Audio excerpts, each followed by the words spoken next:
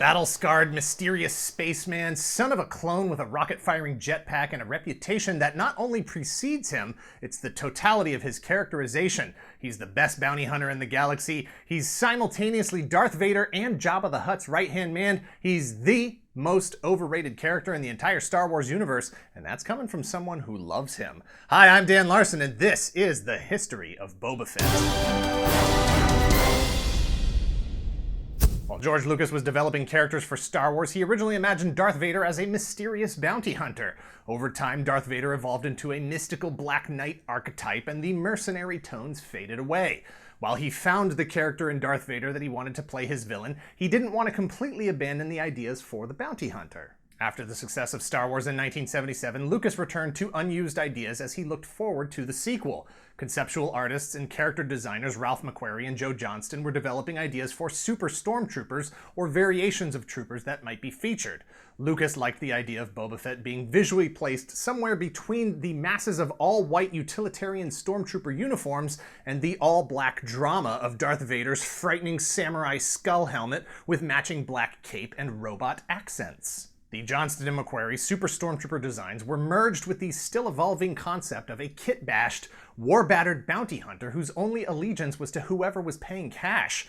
While the initial screen test footage of the Boba Fett costume showed a clean, undamaged, all-white prototype design, the narrative intent was always to tell his story visually with all the weapons, the dents and scratches, and the modifications to the armor. Early descriptions, including the summer 1979 edition of Bantha Tracks, the Star Wars fan club newsletter, described Boba Fett thusly. He wears part of the uniform of the Imperial Shock Troopers, warriors from an olden time. Shock Troopers came from the far side of the galaxy, and there aren't many of them left. They were wiped out by the Jedi Knights during the Clone Wars. Whether he was a Shock Trooper or not is unknown. He's the best bounty hunter in the galaxy and cares little for whom he works, as long as they pay. That's not the story of a bad guy, per se, just a simple man trying to make his way in the universe. That's where the real Boba Fett mythology starts, marketing and an inability to tell the truth about who he is and where he is from, because at that point, not even Lucas knew. Boba Fett was the carrot out in front of the audience who were already clamoring for more Star Wars, but the only thing marketing could deliver was a parade of, "Look at this mysterious badass, such mystery, much cool." Boba Fett made his first public appearance September 20th, 1978 at the San Anselmo County Fair Parade in California. Yes, this intergalactic mercenary was revealed for the first time to a smattering of kids while they were eating cotton candy and laughing at the antics of cartwheeling clowns while a high school marching band played "You're the One That I Want" from the summer hit musical Grease, starring John Travolta and Olivia Newton-John. Boba Fett would make his national television debut in November 1978 during an animated short as part of the Star Wars Christmas special. He was initially introduced as a potential good guy, then quickly revealed to be working with Darth Vader, shades of the things to come in The Empire Strikes Back. In May of 1979, Kenner launched a mail-away promotion wherein 4 proofs of purchase from any Star Wars action figures would secure you a free Boba Fett action figure. History shows that he was initially advertised as having a rocket-firing feature. History also shows that none of the rocket-firing figures were ever shipped during the promotion, having been replaced with non-firing rockets for safety reasons. For more on that story, be sure to check out our video, The Myth of Rocket-Firing Boba Fett. All of this before the character even appeared in a film. Empire Strikes Back opened in 1980, featuring a total of 6 minutes and 32 seconds of Boba Fett screen time. 13 seconds of that is just his ship, and every single line he speaks, other than "put Captain Solo in the cargo hold," is spoken directly to Darth Vader. Boba Fett is one of 6 bounty hunters hired by Darth Vader to track down Han Solo in the Millennium Falcon, which technically he does, but I mean, he barely did anything. Like, he was sitting in Slave One plotting out his Google Warp Drive coordinates for where he was going to start looking for the Falcon. The dude doesn't even have a plan yet, and then he looks up, and there's the Falcon literally flying right in front of his windshield. Boba Fett doesn't have to do anything to catch Han Solo. He just hangs back while Vader does all the work. Easiest job he ever did. Once Han is determined to be alive in the carbon freeze, Fett gets paid, gets Han, heads back to Jabba where he will collect his second bounty on Han Solo for doing a total of jack and squat. After 2 years of marketing buildup and rabid fan speculation about his identity and role in the larger Star Wars universe, obviously he was going to be a new Vader type of guy, fans were a bit disappointed that he was featured in such a minor role.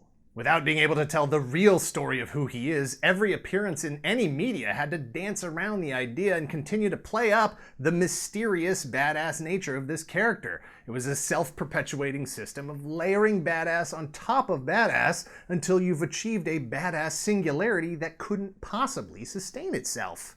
After Empire Strikes Back, Fett hangs out with Jabba the Hutt on Tatooine from time to time, and he just happens to be there the day that Luke Skywalker shows up to rescue Han, Leia, and Chewbacca. Stuff goes down, a blind Han Solo accidentally hits Boba Fett's rocket pack with a stick, and unceremoniously sends him careening into the Sarlacc's mouth and an assumed demise.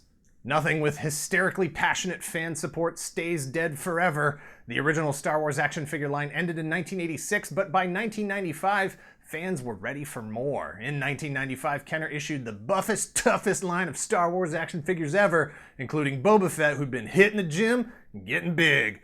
Gone was the red lipstick rocket, replaced with a more screen-accurate sculpt and paint deco, and a gun that was like, I don't know, some kind of gun. It's not his, but he's got it. In 1997, Lucasfilm released the Star Wars Special Editions to theaters. They were digitally enhanced versions celebrating the 20-year anniversary of the release of the original Star Wars in 1977, and were a way to get everyone up to speed, reinvigorating the franchise ahead of the planned release of the prequel films in 1999.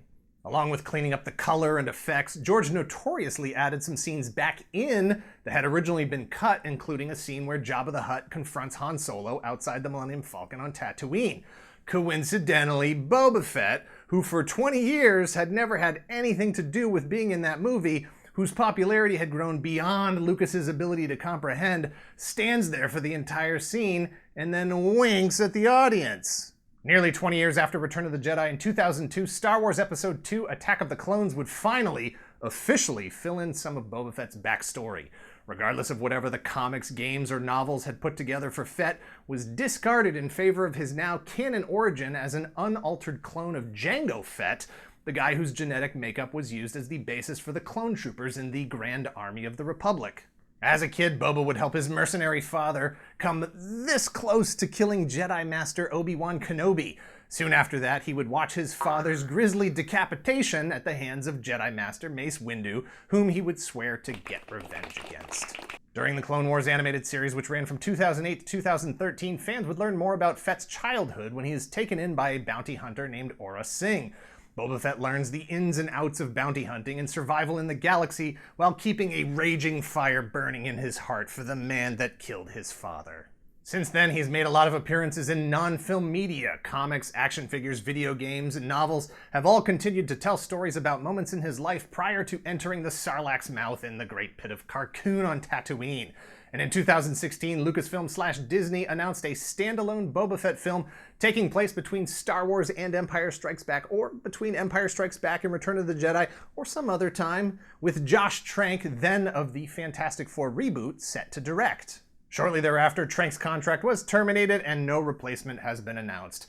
Plans are, might be, could be still in motion to make that Fett film a reality, but no other official announcements have been made. Perhaps things will come out after the Solo film opens. Perhaps he will be in the Solo film. It's all just speculation until it's a reality. For now, fans will have to content themselves with collecting the hundreds of different action figures that have been released, or hundreds of one particular action figure, reading comics and using him as a playable character in both Battlefront and Battlefront 2. We're in the third great era of speculation as to what, if anything, might become of Boba Fett in the future. If history is any judge, the bond between fans and Boba Fett will continue to grow even stronger while we wait for the next official story to be released. Thanks for watching. Please hit like, hit subscribe if you're not already a subscriber, share this video if you're in the position to help the channel grow. If you want to contribute, head over to our Patreon at patreon.com/ToyGalaxy and let us know in the comments below if you get the whole Boba Fett thing, because some people just don't get it and you can't really explain it to them. If you get it, then you get it, you know? I get it. You? No. You don't get it? No. What's wrong with you, man?